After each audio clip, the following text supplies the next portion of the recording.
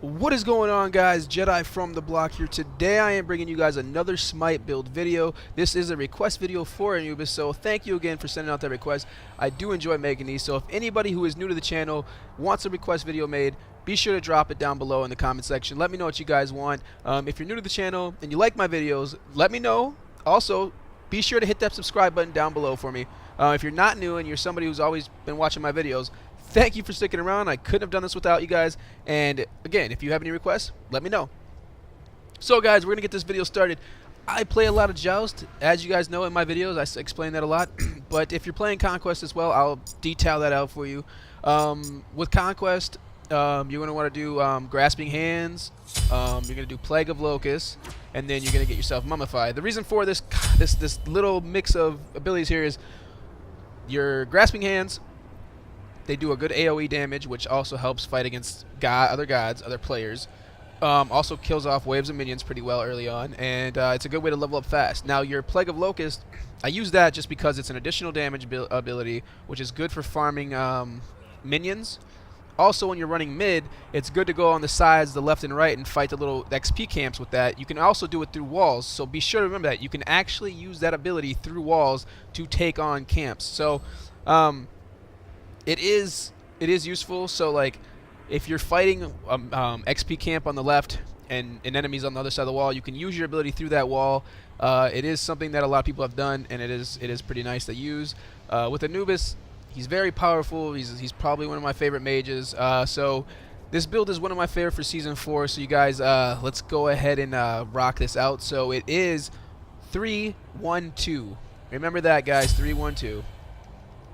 We're just going to put them all in now because I already told you what it was. Obviously, you know the deal. Put your ult in there every single time you can. So like if you hit level 5, throw your ult in there. Don't wait on it. Although there is some gods I sometimes don't get ults for right away. But now we're going to do what you guys are here for. We're going to get the abilities or the items. So starting it off, when I start playing, I always get the first set of shoes that I can afford and obviously upgrade later. So Shoes of Focus is good to get early on just because you get the mana, the cooldown reduction, and you get the power. It's still not bad. It's 40 magical power, and it's not that much difference from the first one. The only difference between the first one and this one is it's 5 more magical power, and you get 10% penetration. You don't get the cooldowns, which sucks, and the mana, but later on in game you shouldn't need to worry about it because your mana should be high enough, and your penetration should not have to be as big as an issue with how much damage you'll be doing. So we're going to go ahead and get our shoes. The first Shoes of Magi, just because, like I said, we're upgrading later on. So either way. Next up, guys, you definitely want to get Book of Thoth in there just because of its what it does is it increases your magical power by 125 or 100. It gives you 125 mana, and with that, it takes your mana and converts 3% of your mana into magical power. So it's great to have, you know, once those stacks are built. It is good. So we're going to move along. Our next item, we want to get penetration in there. We're going to go get Obsidian Shard just because we want to get that additional 33% penetration. It's good to be able to break through your enemies, especially with the 60 magical power too as well. It's not a bad choice of item to have. I think I build every character I have, I always have a penetration item on there just so I could help, you know, just in there and get those damages in.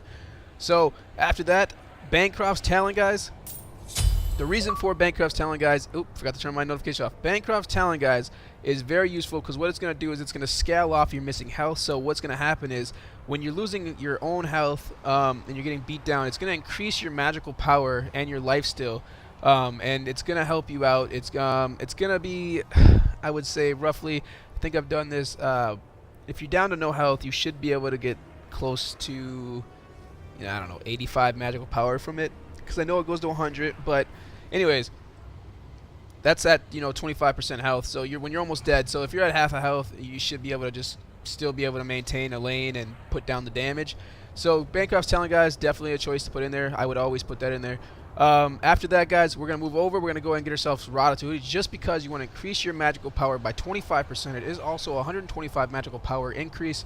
Bam, pumping out the power, man, just pumping it out. For our last item, guys, there's 2 ways of going about it, because either one doesn't really change too much of what, you know, how much magical power. It's just different traits. So the new one that I like is Book of the Dead, just because it gives you a health shield when you use it, and also, you know, it's pretty good.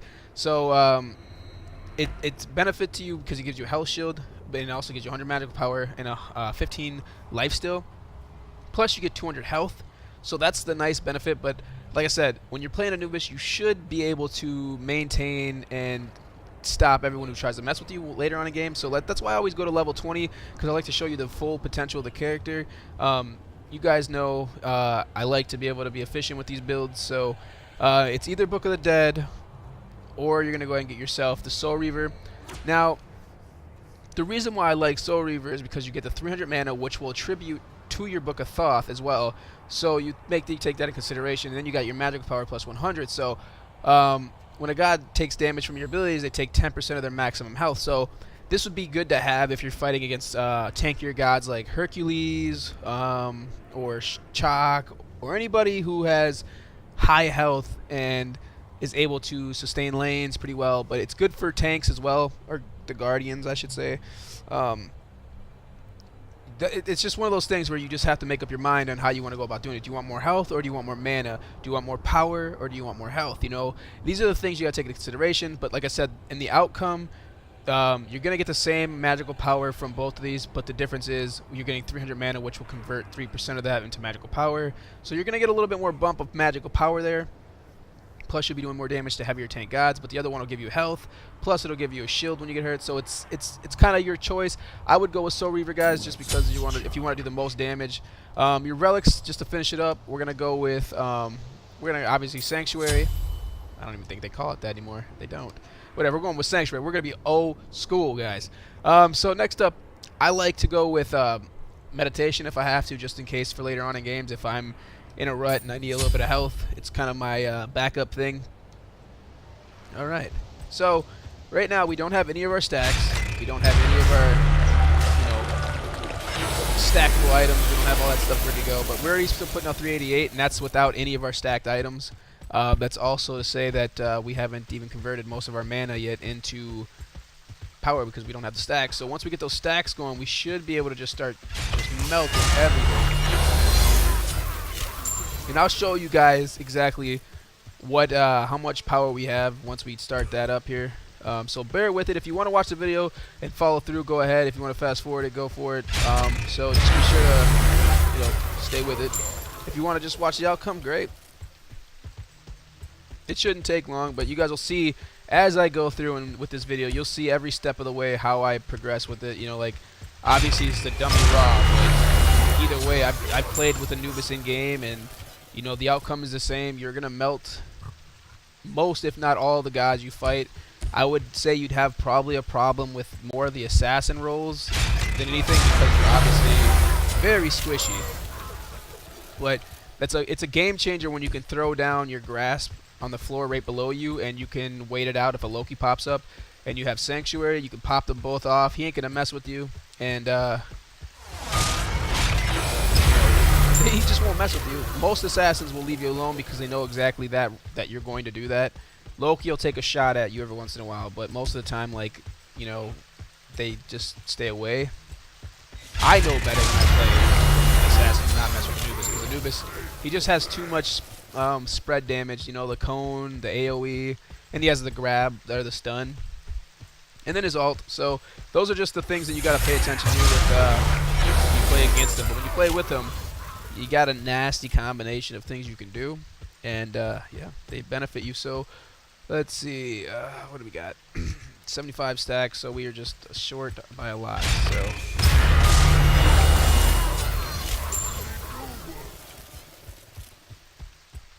but you know, I'll just show you guys this now. We're at 747. We have 2265 mana, and our cooldowns are at 0, but that's a choice we made. Our mana per second is 57. Our penetration is at 10, but it's also an additional 33% of that, so it's really whatever. And then lifesteal's at 15. But that our damage will go up as we build our stacks. So we should be up a little bit. We'll keep looking. So 49 now. We'll pay attention to it. We're at 49.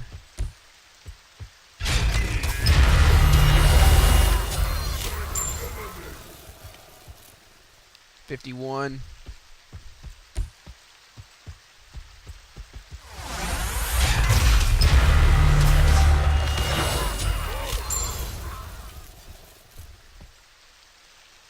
54.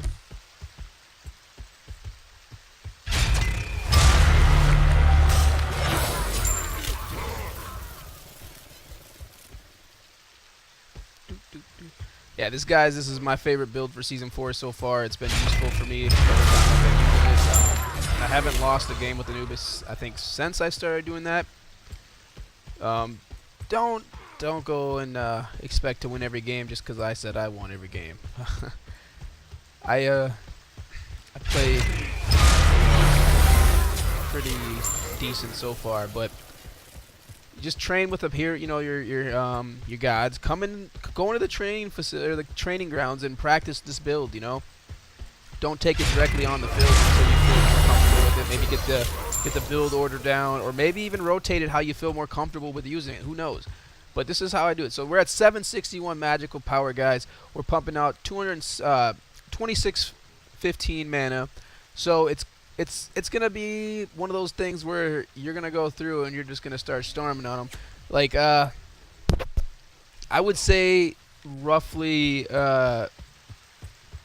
maybe 60% of the time when I play with Anubis, I like to be the main attacker.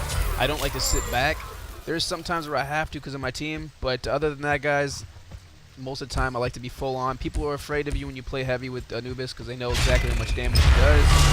You're nasty overall. So you guys, thank you so much for watching this video and staying through and watching it and checking out my builds. If you're new to the channel, please hit that subscribe button down below. Leave a comment. Let me know what you think. If you're not new to the channel, you're someone, like I said, who stays by and watches and has been with me since day one, let me know what you guys think of this video. Leave a like, comment down below, or a request. I'll be glad to make them. Thank you so much for watching, guys.